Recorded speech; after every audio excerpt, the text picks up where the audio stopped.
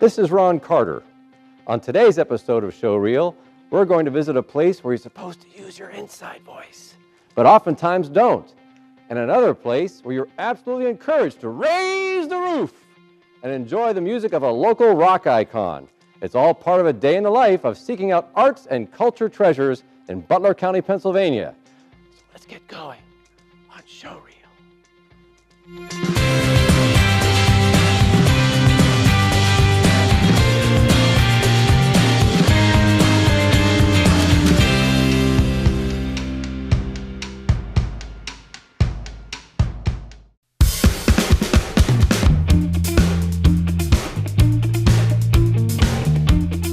Libraries have long been a part of the American landscape, offering free services and encouraging literacy throughout the communities that they serve, whether they are in small towns or major urban centers.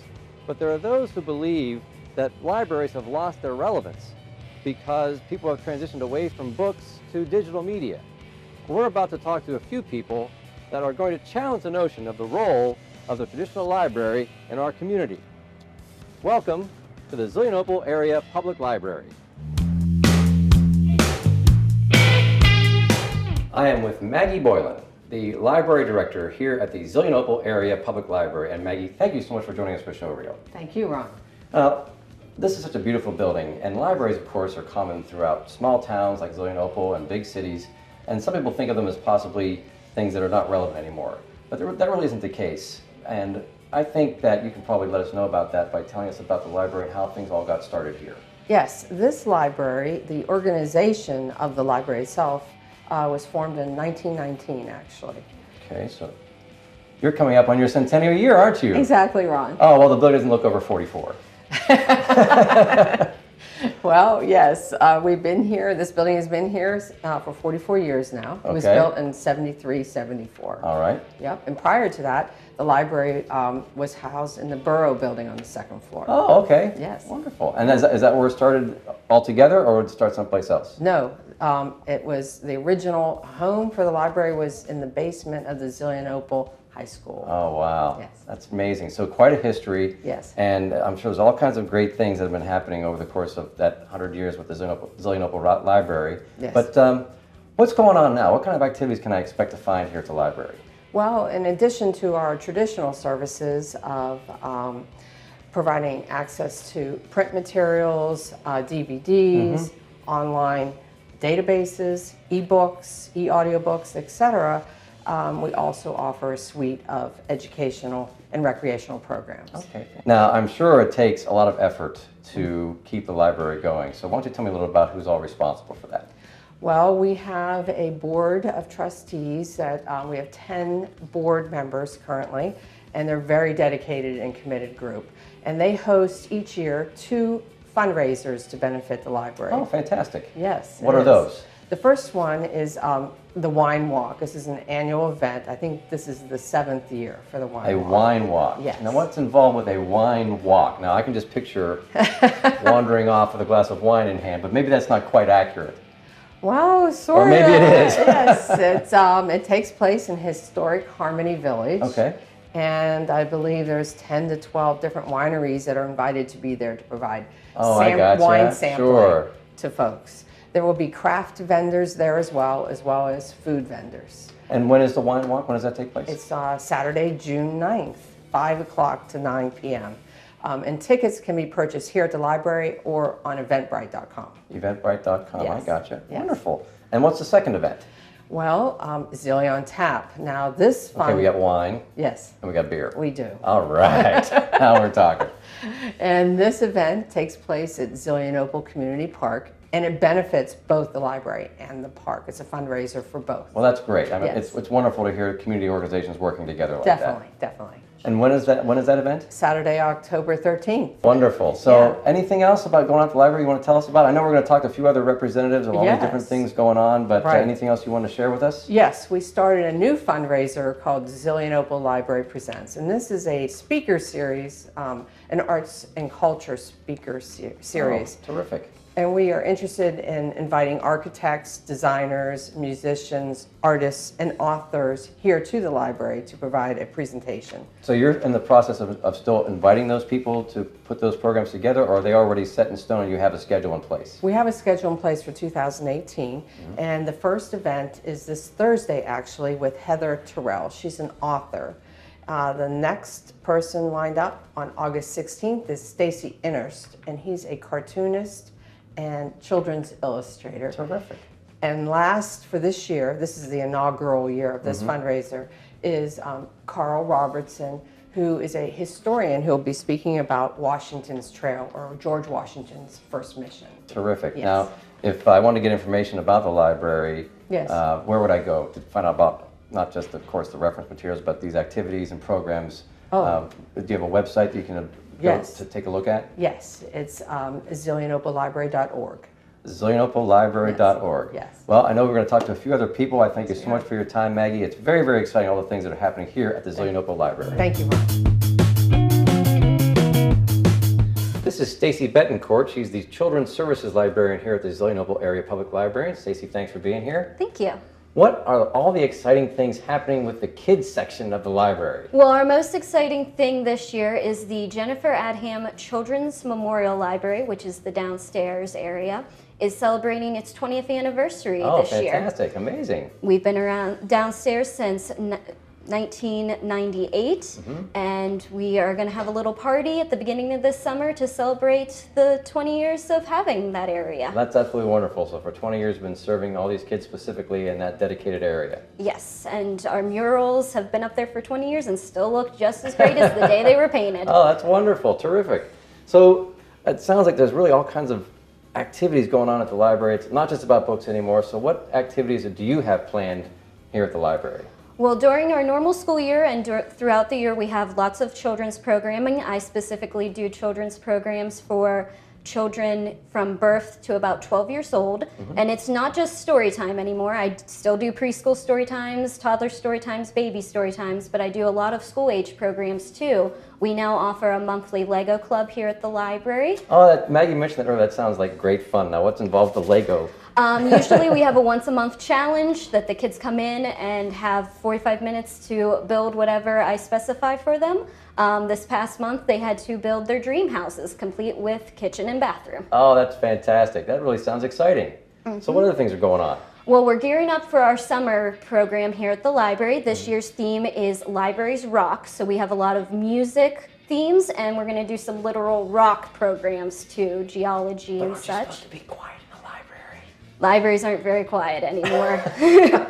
We do try and use our indoor voices, but most of the time, a little noise never hurt anybody, especially with our dedicated children's area downstairs. Can't That's a good bother the point. people up here at the computers. Very good point. So there's going to be a geology program. That sounds interesting. Music and geology, coming up with lots of plans for that. And also we're going to be working with the park this summer to offer some programs there. Oh, really? Like what?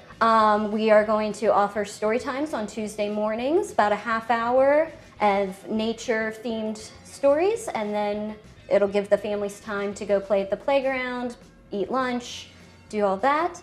We're doing some fun Fridays for them, including a scavenger hunt and family clue. They might have to solve why the rotary lion fountain is all dressed up weird. Who gave it a makeover? And they have to figure out who did all that. Yeah. Wonderful. And we are also very excited to be working with the park on what's called a story walk. And a story walk is where we're going to take a picture book and divide it up into yard signs. And whether you're on the trail or just walking around the park, at designated stops, there will be a part of the story, a page or two, with possibly an activity such as maybe the page is about a fire truck and what do we know about fire trucks, or do a yoga pose like a tree if it's about a story about the park. Well, it sounds absolutely fantastic. If you are a parent with young children, get out of the movie theaters and get to the library. This is Amy Kilner, and she is the Adult and Youth Services Librarian here at Zillionople Area Public Library.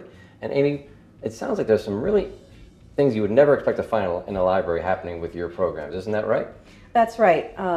We try to have things for all ages. So we have programs for teens, senior citizens, programs that mix the age groups, family programs. Wonderful. Well, tell me about a couple of those. We have Anime Club coming up, which is for the 6th to 12th graders. And they'll be... Well, anime is a thing these days. It is, yes. They'll be learning all about Japanese culture, different that's different. aspects of the culture. They'll be watching films, talking about the books, also doing projects that fit in with the anime theme. Wonderful. And so what else is going on? We have Tai Chi and yoga going on for free. Yeah, Maggie mentioned that. So you actually have exercise classes happening here. Yes, And it's free to the public. it is. And you said it was Tai Chi and yoga? Yes. And when is that happening? Those are on Saturdays, Okay. alternating Saturdays. So we do each one twice a month at 11 a.m. or noon. Terrific. And that's free to the public, and it's all ages, you said. So I could bring my child if I wanted to participate, or is that more, is it like a minimum age that you should be to participate in those? There's not really a minimum age for either one. Okay, great. Wonderful. Well, what else is happening at the library? We have our Senior Memory Cafe, which is a chance for the older adults to get together, do some reminiscing, some nostalgia, play some games, do some trivia, share memories. Wonderful. So it's kind of like a trip down memory lane for the grown-ups. Exactly. Sounds terrific. And is that everything that's happening, or is there anything else going on? Oh, we've got all kinds of things going on. We have adult coloring night. We have chess, which is for all ages, beginners up to advanced. We have Spanish conversation hour. Oh, interesting. And we're going to be adding German hour in the fall. Wow. I am not good at any of that stuff. Otherwise, I'd come up with some kind of a snappy Achtung, but I'm not good at it. So, so you have these great language programs going on too. Yeah, and they're patron-led. You know, people come to us and say, "I'd like to do this," and other people join in. And do you get a lot of it? How's the attendance for programs like this? Attendance is fairly small, but you get a nice group, so you can get to know each other. So. Well, Amy, it's been a pleasure talking with you. It sounds like there's some outstanding programs that are here for the youth and adult here at the Zillionola Library. I am with Amy McKeever, library clerk. And we're very excited because I understand that even though you're the library clerk, you're in charge of a specific program here at the library. Yeah, I'm coordinating a program called Pushing the Limits. It's a discussion series about how we as humans are continually pushing the boundaries of the physical world, and so that we can live longer, smarter, and stronger. And more stressful and less time, and I understand what you're coming from with that one. Very good. So tell me about it. It sounds very interesting. Yeah, it's a discussion series for adults, and we are drawing from some popular books as well as human interest videos, some videos by authors, and with involvement by a sustainability educator professional who will help facilitate our discussion. So there'll be like a moderator almost to help Yeah. help keep things flowing. Wonderful. That's right. So what's the first topic, and when's that going to happen? Yeah, our first topic is on survival. Okay. And that'll be June 2nd.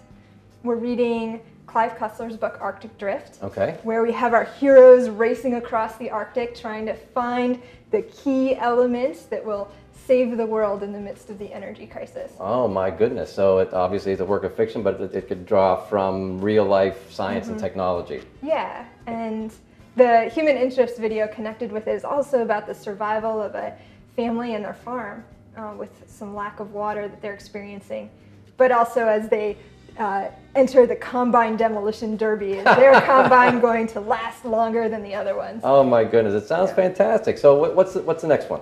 The one after that is, the theme is nature, and it'll be June 30th. Wonderful. And is there a book associated with that one? Yeah, that book is T.C. Boyle's When the Killing's Done. Okay. And about an invasive species, and at what point do you decide the invasive species needs to go or they need to be protected. I see. All right, that's very interesting information as well. So and then what's the third one? The third one, the theme is knowledge, and that'll be July 28th. Knowledge.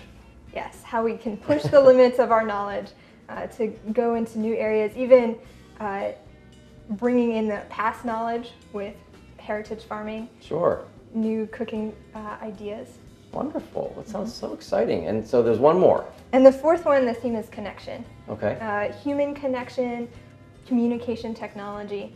That one will be on August 25th. Wow, so you got a whole summer of this really engaging discussion that you can have based around these different books. It sounds like it's certainly a very complicated program to put together. So how all does that happen? Yeah, well, it's actually a national initiative with funding provided by the National Science Foundation. So a lot of quality has gone into the videos and the preparation, and we've brought it here to our library. Fantastic. Well, it sounds like a wonderful, engaging process that's going to be taking place at the library. So happy that you were able to share it with us. Thanks so much.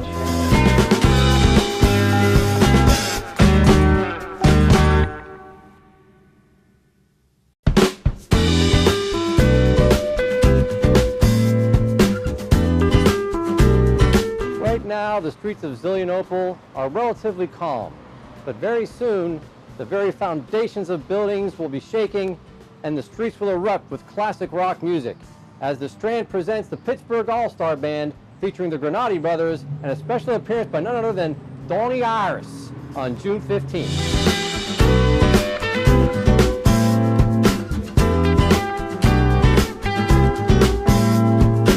I am with Hermie Granati of the Granati Brothers Band. We are very excited to have you here for show reel. I'm excited to be here.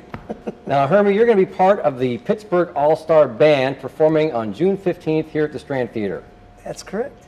So tell me about your, oh gosh, give me your life story in 10 minutes or less. Oh my God. No way. Oh, I mean, I know a lot of people from around here, worked in the Zelienople area. The Granati Brothers were born and raised in Beaver Falls, Pennsylvania. Oh, really? Yeah. Right next door. Yeah, and we Okay. had relatives in Butler, so we were always coming up through here. Okay, fantastic. And Evans City, when the Night of the Living Dead came out, that was significant. I know right. that cemetery, man. That's right. So, yeah, this is very familiar territory here. So when did you, as a family, decide to form a band? Well, it just kind of evolved. Both parents are musicians. We had uncles and grandfathers that were musicians. Oh my goodness. And just evolution. Each guy started taking lessons and whatnot. I didn't get very far with the lessons. I do it by ear. We got together, it was probably around 1976. Okay. And So it's been a while? It's been a while, yeah. It's been a while. And it's been a crazy ride. We've had 2 national record deals, Okay. A&M and Atlantic. The Atlantic record was put on the shelf before it was released. Oh. Yeah, it happens, But we were very fortunate. We got to tour with some of the best bands out there, people like Jay Giles and Hart. Wow. Oh, you traveled with Hart. Well, we did shows with Sure, them. sure. We did some shows with Southside Johnny, and then we did 2 complete tours, 2 different years with the Van Halens. The original Van The Halen. original Van Halen. Yeah. Not Van Hagar. They're the real Van Van Halen. I'm a Dave guy, yeah, we did their first headlining tour and their 3rd headlining tour. Wow. And That- a lot of shows, a lot of hotels. what an experience that must have Oh, been. not on. We live to tell about it. Well, then, you obviously were together for many, many years. How did you get mixed up with Donnie Iris? Well, Donnie, we're going to talk about B.E. Taylor. We Sure. kind of touched on that. B.E. Taylor was a dear, dear friend of mine. All of us guys like the B.E. Taylors, the Joe Grishecki's, Norm Nardini, people like from that generation, my generation, we grew up watching the Jaggers. Okay. The Jaggers were an R&B band when they started out. They could sing like the Temptations. They were unbelievable, 3 lead singers. I mean, we were all like the junior varsity, and they were already like the NFL. Already on Like their the first real professional band we ever saw. They got a record deal with the legendary Gamble and Huff out of Philly. That was their first album. Then after that, Donnie wrote the Rapper. Yeah. So not long after he had the Rapper out, he had been dating a girl from Patterson Township where we grew up. Okay. I used to see him at the ice cream parlor and stuff and kind of knew him, hey, how you doing? So one day he drives down the street in his MG and he said, hey man, he said, do you live around here? I said, up the street. He said, I live 1 block down. He said, come on Oh, down. that's hysterical. Come on down and have a beer. And we were off and running, you know. A lot of Rolling Rocks after that. One of the classics. Yeah. So you've really known him for quite a long time. Well, he graced me with inviting me to join the Jaggers a few years after that. Oh, wow. I wrote a song that he helped me finish, and this was just before I joined the band. He gave me a call from LA. They were on a subsidiary of RCA at the time, and he said, "Herm, we just cut OK in the morning." It was like watching a movie. It was like, oh, okay, I made it to the major leagues. You know? Wow. Got And to then- the show. And then made it to the show. And then, a couple months later, I joined the band. I spent about 1.5 years, 2 years with them. That was right before the Granati Brothers. Right. So, yeah, what an experience. I mean, that was, you could talk to anybody else who played with the Jaggers, like Frank Zuri Yeah. and other people. It was like going to school. I mean, Amazing. I learned, singing with those guys, it was, what a thrill. They're like my big brothers. Well, so you've been together all these years. The Pittsburgh All-Star Band, that's a relatively new thing, isn't it? Yeah. This is going to be a little bit, I think, a limited edition of it. We've done it where there were more people with it, but we're going to have Cheryl Ann Hawk, who's a singer-songwriter from Pittsburgh, kind of the alt folk thing. Sure. Nice voice, nice style. She's going to play at 7 p.m. that night while they're doing a meet and greet with Donnie. That's right. There's going to be a VIP ticket that you can purchase where you get a Exactly. meet and greet with Donnie Iris, and then you'll have this acoustic set. Right on. So yeah. And what is her name again that's going to be playing that? Cheryl Ann Hawk. Okay, so she's going to do the acoustic intro for the VIP portion, but Indeed. she's going to be in the band for the And then actual she's concert. going to be in part of the band. Yeah, she's probably will open the sets, and then she'll come up and give a ooh and an ah, vocally, that type thing. Okay. Yeah. So well, now whose idea was this to put the Granati Brothers with Donnie Iris and do this Well, that's all-star the band? other all-star. He's going to be glad I said that. Sal Richetti from Big Day Entertainment. Okay. He's a well-known promoter. Yep. From his place was down in the Strip District. And he's a drummer by trade. He's played with all the great players in town, like Kenny Blake, people like that. He's in a Earth, Wind & Fire tribute band, which is excellent. Right.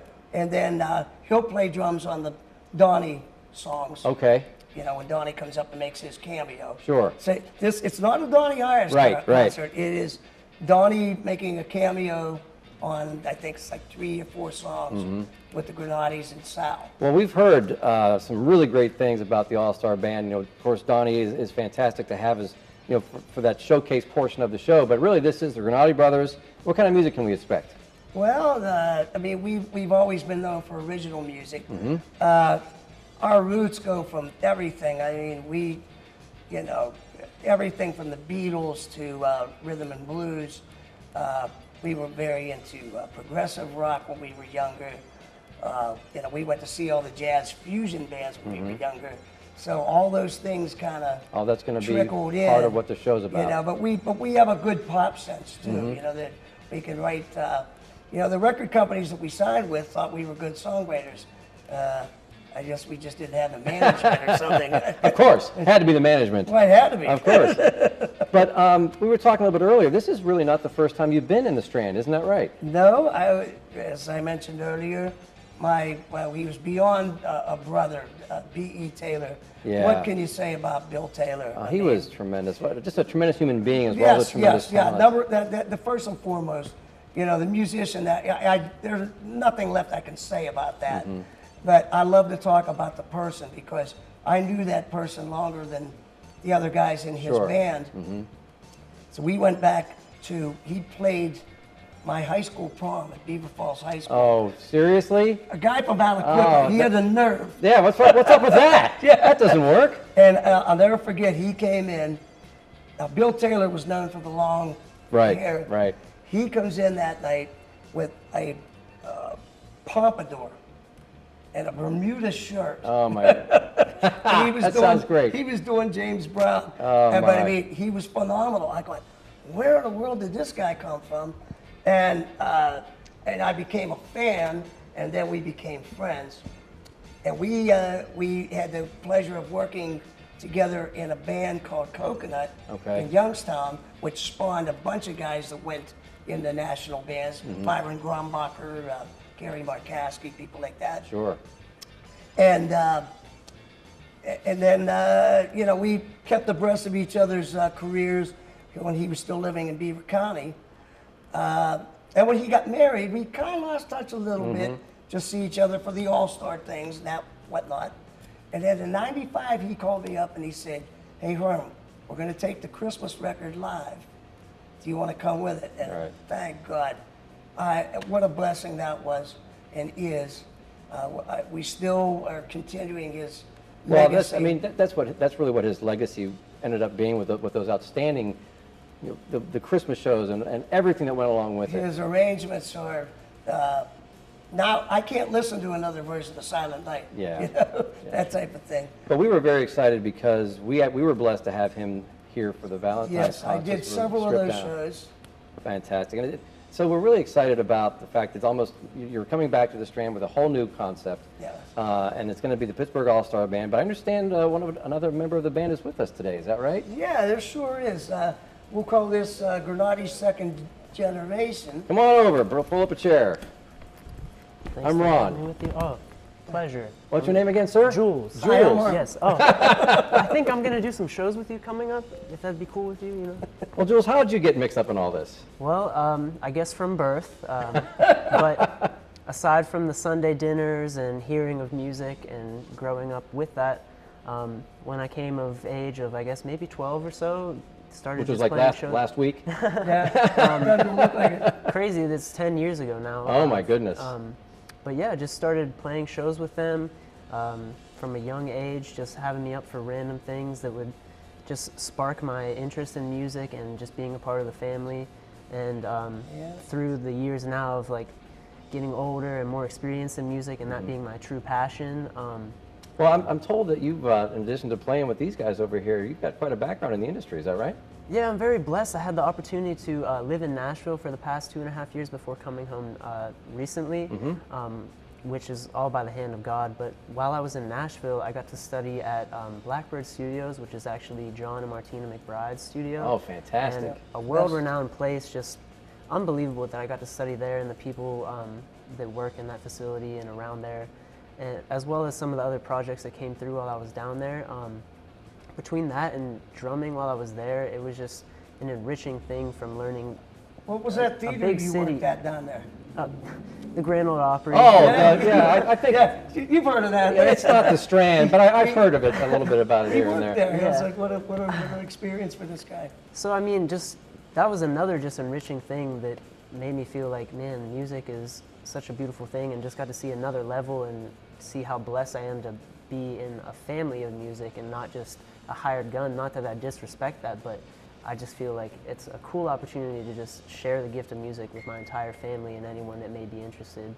And Well- he lends a little energy to us old guys. Yeah, you know, This is bring my that youth my level brother up a little Ricky's bit. son. Fantastic. And, anybody that knows my brother Rick, they're going into a time warp right now because Yeah. he resembles him so much from that time of his No, lives. he's gonna be at the show, right? Rick will be there too. All right. Yeah, he'll be percussioning.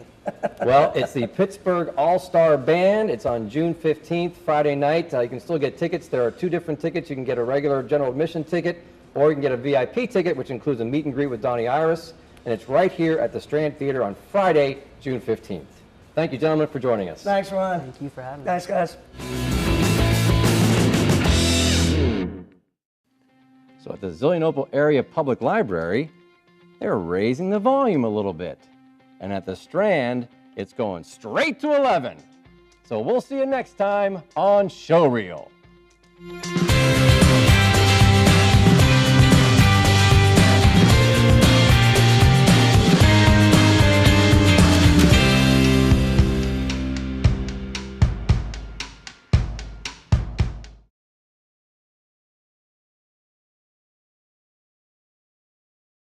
If you would like to find out more about arts and culture in Butler County, PA, be sure to visit the online calendar on the website of the Butler County Tourism and Convention Bureau.